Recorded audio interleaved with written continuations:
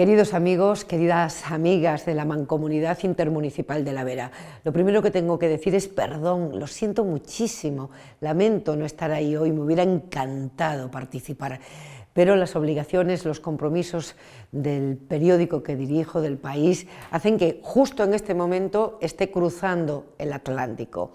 No suelo comprometerme con mucha antelación, ni siquiera para recibir un premio, porque mi profesión es así, y puedes dejar a alguien a quien le tienes un enorme afecto a un premio que te hacía muchísima ilusión recibir, pues como en esta ocasión, sin poder ir a recogerlo.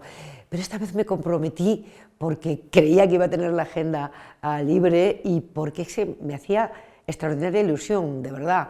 Es un premio que me conceden en mi tierra. Yo viví y trabajé, mi primer contrato de trabajo fue en Plasencia. La comarca de La Vera la visitaba con mucha frecuencia, no como una turista, como parte de mi vida, y me hubiera encantado poder recibirlo.